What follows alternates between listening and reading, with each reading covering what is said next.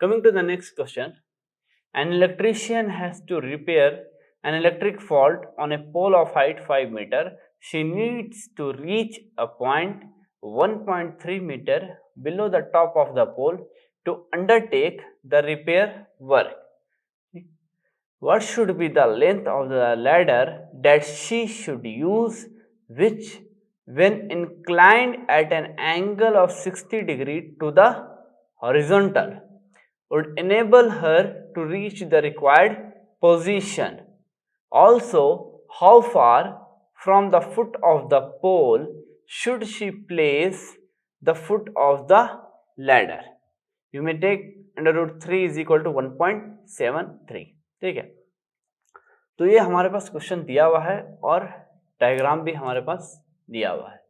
अब क्वेश्चन क्या कह रहा है, an electrician has to repair an electric fault. ये एक इलेक्ट्रिक फॉल्ट है, ठीक। तो इलेक्ट्रिशियन को क्या करना है, कुछ फॉल्ट आ गया इलेक्ट्रिक पोल में, ठीक है, तो उसको रिपेयर करेगा कौन, इलेक्ट्रिशियन। तो यहाँ पे दिया हुआ हमें electrician has to repair an electric fault on a pole of height 5 meter. अब ये इलेक्ट्रिक फॉल्ट है, इलेक्ट्रिक पोल है जिसकी हाइट कितनी है, टोटल हाइट है हमारे पास इसका 5 metre. She needs to reach a point 1.3 metre below the top of the pole, ठीक है। तो अगर हम टॉप ऑफ द पोल से देखें तो इस इलेक्ट्रिशियन को पहुंचना कहाँ है, इस पॉइंट पे पहुंचना है जो कि 1.3 मीटर टॉप से जस्ट नीचे है, ठीक है। जैसा कि टॉप मोस्ट पॉइंट अगर ये है, ठीक है, ये अगर टॉप मोस्ट पॉइंट है, यहां से 1.3 मीटर बिलो जहां पे फॉल्ट आया है वहां पे इलेक्ट्रिशियन को इस लैडर के थ्रू पहुंचना है, ठीक है। फिर इसके बाद दिया है what should be the length of the ladder. तो हमें क्या करना है, ये क्वेश्चन पूछ रहा है what should be the length of the ladder, ladder की लेंथ कितनी होनी चाहिए, दैट शी यूज, जो वो इलेक्ट्रिशियन जो है यूज कर रही है। तो लैडर की हमें लेंथ पता करना है कि कितना होना चाहिए। When inclined at an angle of 60 degree to the horizontal, जब इंक्लाइंड है ये, ठीक है, ये अगर आप पोजीशन देखेंगे तो क्या है, ये इंक्लाइंड पोजीशन है, कितनी डिग्री में है, 60 degree to the horizontal. Means ground level से जो एंगल ऑफ एलिवेशन बनेगा इसका वो कितना हो जाएगा आपका, 60 डिग्री हो जाएगा, ये लैडर का जो इसका इंक्लाइंड पोजीशन है, ठीक है। Would enable her to reach the required position. तो सबसे पहले हमें क्या करना है, लैडर का लेंथ निकालना है। इस क्वेश्चन में पहला पार्ट है कि लैडर का लेंथ हमें फाइंड आउट करना है, जहां से ये इलेक्ट्रिशियन इस पॉइंट पे पहुंचना चाह रही है, ठीक है। तो कितना लैडर का लेंथ होगा, और ये भी बताया गया है कि ग्राउंड लेवल से जो एंगल ऑफ इंक्लिनेशन बन रहा है ये इलेक्ट्रिशियन का इस लैडर के थ्रू, वो कितना है, 60 डिग्री है, ठीक। सेकंड पार्ट क्या है हमारा, also how far from the foot of the pole should she place the foot of the ladder. Second part में क्या पूछा जा रहा है हमें क्वेश्चन में, also how far from the foot of the pole.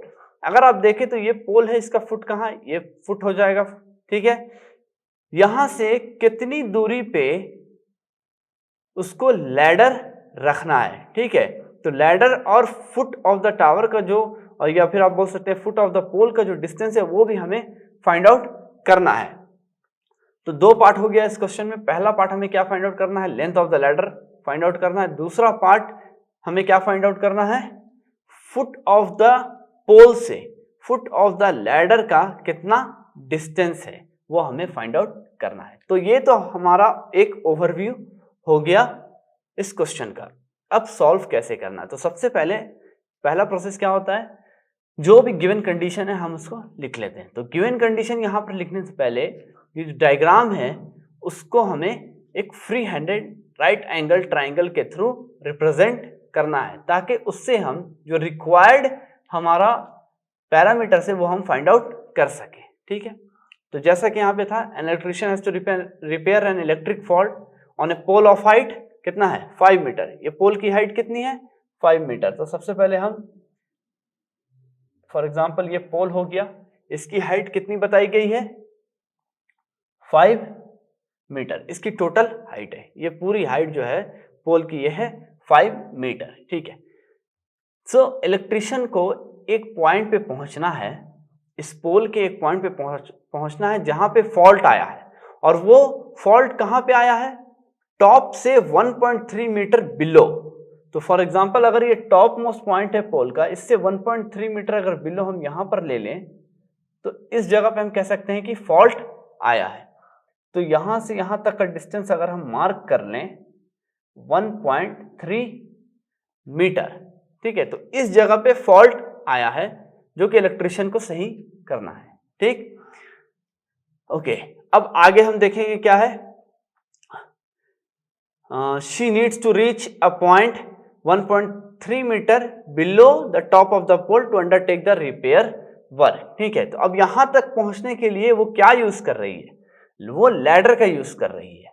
ठीक है, जिसका जो कि इंक्लाइंड है 60 डिग्री पे, हॉरिजॉन्टल के साथ, ग्राउंड लेवल के साथ उसका एंगल क्या बन रहा है, 60 डिग्री बन रहा है। ठीक है, तो फॉर एग्जांपल अगर ये फुट ऑफ द टावर है और इसी बेस पे, इसी ग्राउंड लेवल के बेस पे अगर यहाँ पे फुट ऑफ द लैडर है, ये पॉइंट मान लेते हैं फुट ऑफ द लैडर, यहाँ पे प्लेस्ड किया गया है, यहाँ से लैडर, तो क्वेश्चन में क्या दिया हुआ है, ये इंक्लाइंड प्लेस्ड है। ठीक है, तो इंक्लाइंड इन द सेंस यहाँ से यहाँ तक का डिस्टेंस हो जाएगा। ठीक है, क्योंकि एंगल ऑफ एलिवेशन तो आपका 60 डिग्री दिया हुआ है क्वेश्चन में, जबकि लैडर क्या है, इंक्लाइंड पोजीशन पे रखा हुआ है। तो इस दोनों पॉइंट को हम लोग ज्वाइन कर देते हैं। ठीक, क्योंकि फॉल्ट कहां पे है, टॉप से 1.3 मीटर बिलो पे है हमारा फॉल्ट है, तो जाहिर सी बात है लैडर जो प्लेस होगा वो इंक्लाइंड पोजीशन में जो प्लेस हुआ है तो वो इसी पॉइंट तक होगा, 1.3 मीटर बिलो जो है टॉप से, इसी पॉइंट पे लैडर प्लेस्ड होगा। ठीक है, तो ये तो हमने प्लेस्ड कर दिया लैडर को। उसके बाद पहला पार्ट जो है हमें क्या निकालना है, ये लेंथ निकालना है, length of the ladder. Second part में क्या है, फुट ऑफ द टावर से फुट ऑफ द लैडर तक का डिस्टेंस कितना है, तो ये भी हमें फाइंड आउट करना है। तो जैसा इसको अगर हम नाम, इस ट्राइंगल को अगर हम एक नेम दे दें, कोई भी नेम, ए, सपोज बी, सी, और ये पॉइंट को हम लोग नेम दे देते हैं डी।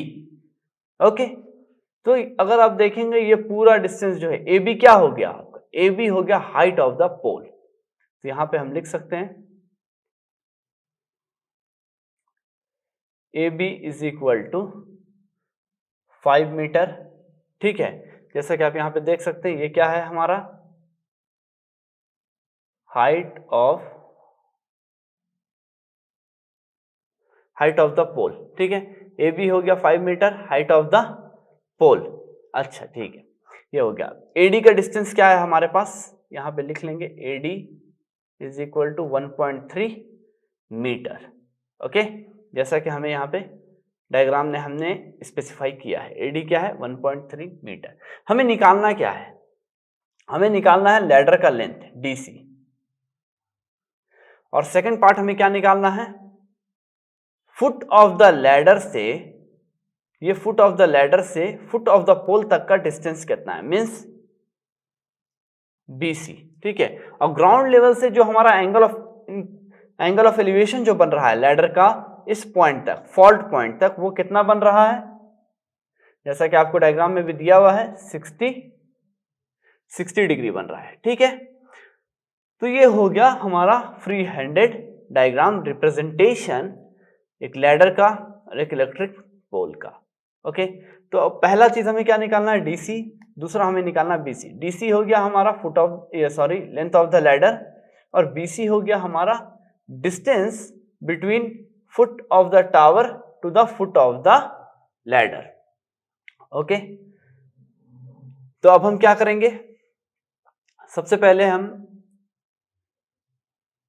ये ट्राइंगल अगर लेते हैं, ट्राइंगल डी बी सी, ठीक है, तो इसके लिए हमें दो साइड्स चाहिए होंगे। कोई भी राइट एंगल ट्राइंगल अगर आप ले रहे हो, ठीक है, तो हमेशा या तो आपको एक साइड और एक एंगल मालूम हो या फिर दो साइड मालूम हो, तभी आप ट्रिग्नोमेट्रिक रेशियोज का यूज कर सकते हैं, वरना आप नहीं कर सकते। तो अगर हम यहां पर देखें फ्रॉम ट्राइंगल, सपोज हमें डीसी निकालना है, लेंथ ऑफ द लैडर हम निकालने जा रहे हैं पहले। ठीक, तो फ्रॉम ट्राइंगल DBC, ठीक है। तो जाहिर सी बात है, इसमें हम सबसे पहले चेकआउट कर लेते हैं कि कौन सा साइड हमें, कौन दो साइड्स को हम ले रहे हैं, ताकि उसके रिलेशन में इस एंगल के थ्रू हमें कौन सा ट्रिग्नोमेट्रिक रेशियोस मिलेगा। तो अगर हम यहां पर देखें, DC क्या है हमारा, हाइपोटेन्यूज है, तो फर्स्ट पार्ट तो हम लोग DC निकालेंगे, second part BC later on, बाद में निकालेंगे।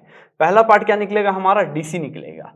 तो एक तो हो गया हाइपोटेन्यूज, BC हमें मालूम नहीं तो बेस तो हम ले नहीं सकते हैं, बच गया ये एक साइड, परपेंडिकुलर साइड। तो परपेंडिकुलर साइड ये क्या हो जाएगा, DB, और DC हो गया हाइपोटेन्यूज। तो P और H का रिलेशन हमें मिलेगा।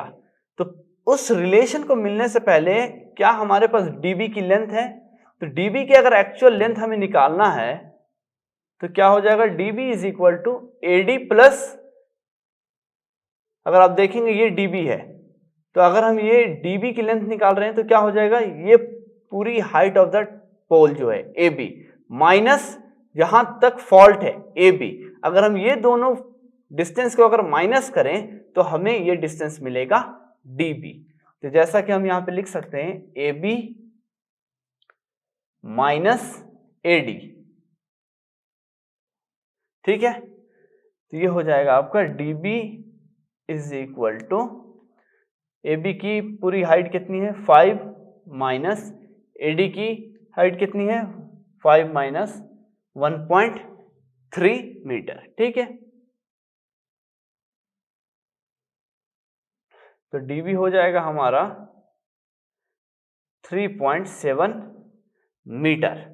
तो DB का अब हमें डिस्टेंस कितना मिल गया है, 3.7 मीटर डिस्टेंस मिल गया हमें किसका, DB का।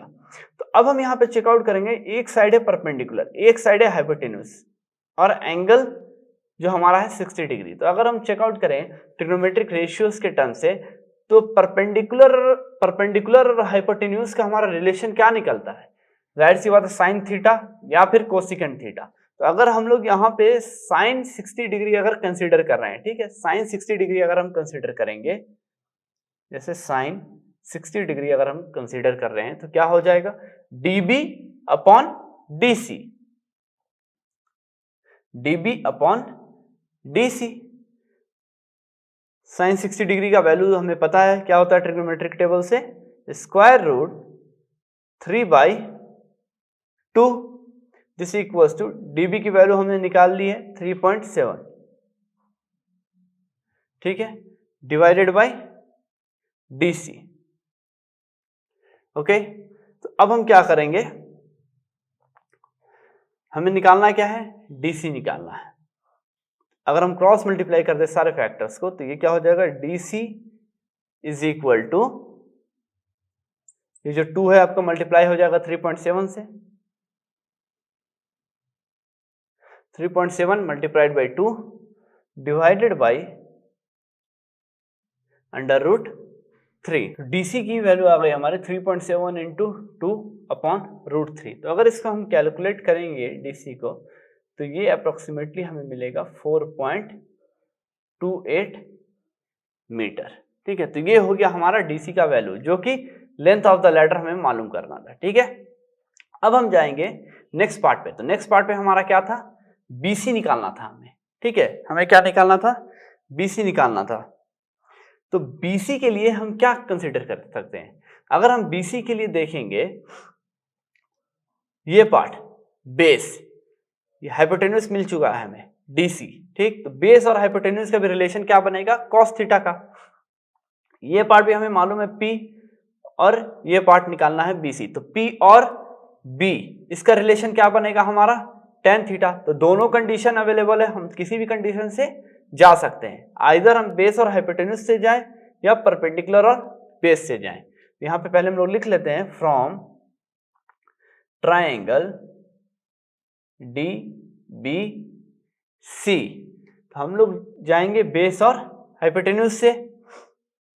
तो ये क्या हो जाएगा, BC अपॉन हाइपोटेन्यूज क्या है हमारा, DC इज इक्वल टू, अब क्या हो जाएगा, बेस अपॉन हाइपोटेन्यूज हमें पता है क्या होता है, cos 60 डिग्री। ओके, तो ये हो जाएगा next step BC upon DC की वैल्यू हमें कितना मिली है 4.28, यहाँ पे हम लोग लिख देंगे 4.28 इज इक्वल टू cos 60, जैसा कि हमें पता है 1/2 होता है।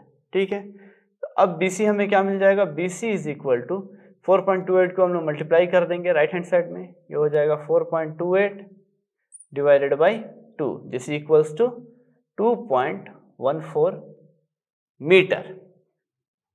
ठीक है, तो अब हम यहाँ पर से चेकआउट कर सकते हैं। DC जो था, हमें जो क्वेश्चन में पूछा गया था लेंथ ऑफ द लैडर, ये लैडर का जो लेंथ हमें निकालना था, ये कितना आया हमारा 4.28 मीटर।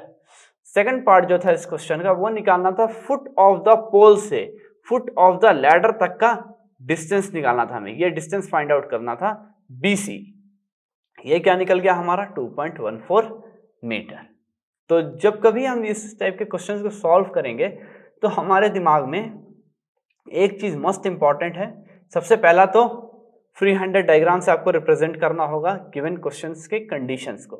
ठीक, सेकंड पार्ट क्या है इसका, सेकंड पार्ट है कि जब कभी भी आप फ्री हैंडेड डायग्राम को ड्रॉ करेंगे, उसके बाद आपको चेकआउट करना है कौन से पार्ट्स को आपको फाइंड आउट करना है, कौन से साइड्स को, ये ट्राइंगल के कौन से साइड्स को आपको फाइंड आउट करना है। आफ्टर दैट आप रिलेशन डेवलप करें ट्रिग्नोमेट्रिक रेशियोज के थ्रू, देखिए कौन कौन से साइड्स दिए हुए हैं, अगर 2 साइड्स हैं आपके पास तो वहां से आप कौन सा ट्रिग्नोमेट्रिक रेशियोज का रिलेशन डेवलप कर सकते हैं। उन 2 साइड्स के डिपेंडेबल में कौन सा एंगल आपको मिल रहा है ट्रिग्नोमेट्रिक रेशियोज के थ्रू, वो आप फाइंड आउट कर सकते हैं। तो इसी तरह आप अगर ये चीज़ों को ध्यान में रख लें तो जाहिर सी बात है जो भी आपका जो रिक्वायर पैरामीटर है, जैसे यहाँ पे DC और BC था, वो हमने फाइंड आउट कर दिया है। ठीक है।